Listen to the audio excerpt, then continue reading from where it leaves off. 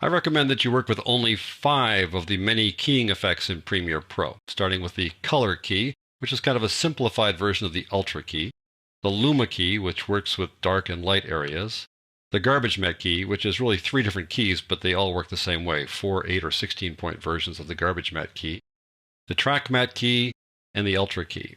In this lesson, we're going to cover the Color key, Luma key, and the Garbage Matte key.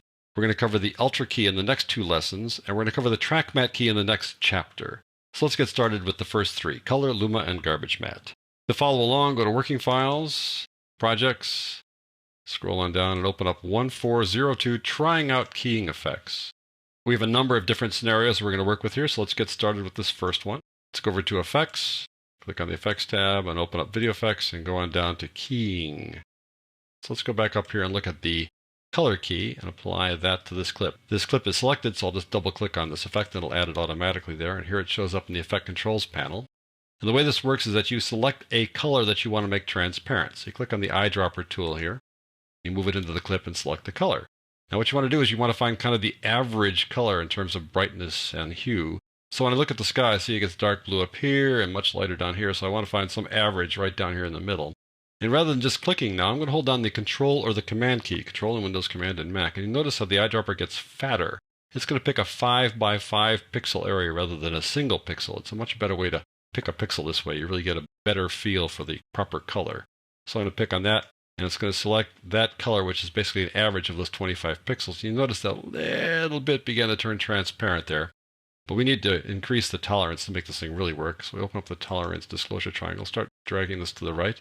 You can see we're expanding the area that we're considering tolerant. We're expanding the amount of blue, the width of the blue. It's actually working pretty well. It's running into an edge there. And how it's working here would indicate that we might have picked the color a little bit higher up, a little bit darker, but still working out pretty well. Let's see how this goes here. And there we are. I think we got that pretty well done. It's kind of bleeding into the edge now there. So we might have wanted to pick a slightly different color, maybe a little bit higher up to get a little darker, but that really worked pretty well. It's very distinct there. You have a little bit of blue leaking around here from the sky, but that's a pretty good job. Now what's nice about the Color key is that you've got an edge thin. They really should call it the edge change or something, because you can thin it by going this way, and that'll give you some opening areas around the edge. Or if you go this way, you make the edge thicker, you kind of push into the boundaries. Notice how that works. So that's a good little thing to have. I think we're pretty happy with where we got things there now. Right about there. And then you've got this thing called the edge feather, which is really nice. It sort of smooths out the edges, smooths out the transition from the keyed area to the non-keyed area. Makes it just a little less abrupt. I like that. That's a nice feature inside here. So that, folks, is the Color key. Let's apply the Color key to this time-lapse shot over here where it's pretty dark. It's not going to work very well, but we'll try it anyways. Now it's applied. Let's pick a color here. What do we pick? Pick the bright sky. Okay, that's one thing to do. Let's increase the color tolerance a little bit there. See how that works. There you go. It does work there. Okay, now if you want to do something in terms of the dark area, it might not be quite so effective. I'll hold down the Control key, pick a fat area there. Whoa. Pull back the tolerance a bit there. You see the Color key works better when you've got some nice color to select rather than just something really dark. Turn that off. We'll go right to the Luma key now. Let's scroll on down to the Luma key, because Luma key will work better with this dark area like that. I'll just double click and apply it there. It'll kick in right away. It immediately looks for something dark. Let's open this up, Threshold and Cutoff. These are a little tricky here. Just pull this guy back until you're satisfied with how much black, how much dark area you want to have keyed out. You know, at some point you're going to go, okay, I think I've probably pulled it too far back, or that'll work for me. The cutoff is something you just approach that little bit just to kind of help define it. See how it gets a little brighter there? But if you get right to the number, see 9.6? If I get right to 9.6, it's just going to go whack like that. It kind of reverse itself. So you approach 9.6 to kind of refine it a little bit, make it a little bit brighter, make a better matte, as it's called. But that's how Luma works. You can reverse things if you pull this guy to the right, as we just did there. You sort of tend to reverse it. You look for the brighter areas now instead of the dark areas. That's how the cutoff tends to make it a bright versus a dark selection. All right, that's Luma key. I want to use the Color key again on this green screen. So going over here, we got this DJ in front of this green screen.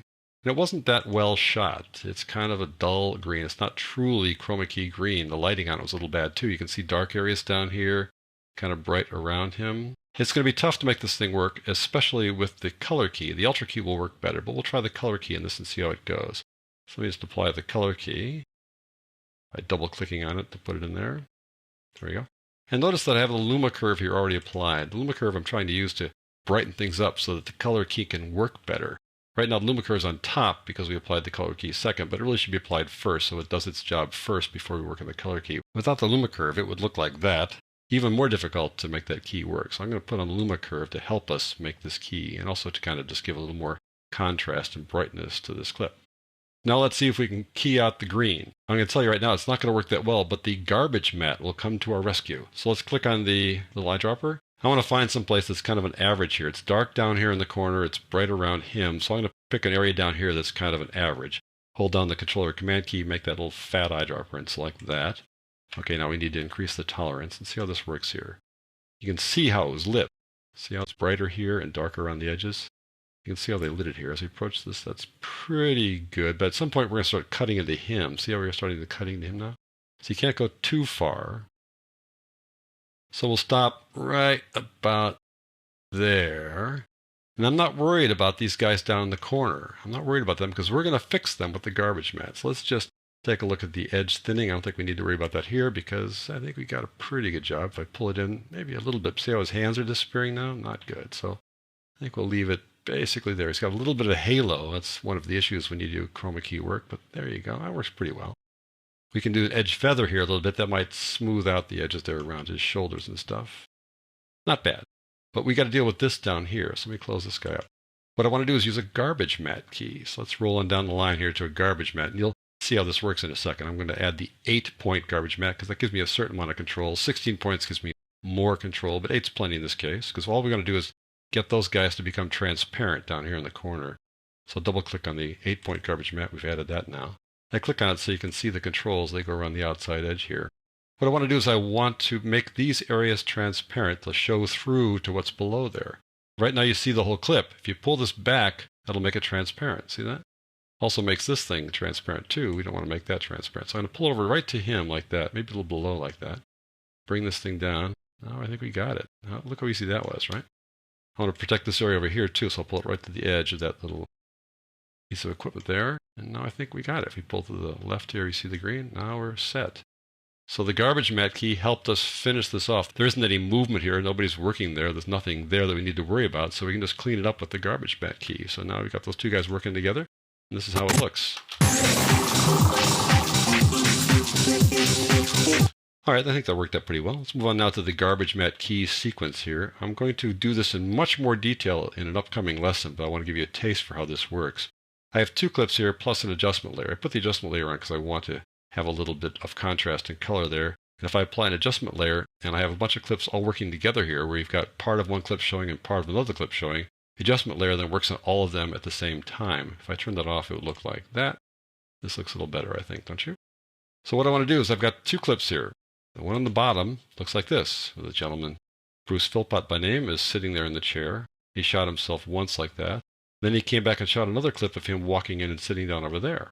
The trouble is he wants to show the guy over here as well as himself sitting there. And later we're going to show somebody sitting here as well. It's going to be quite a scene. We're going to work on this in an upcoming lesson. So let's see how we get this guy to show up with this guy. It's quite simple. We apply a garbage mat. We apply a garbage mat to the one on top. We want to make this area here transparent so we can see what's underneath it down here in the sequence.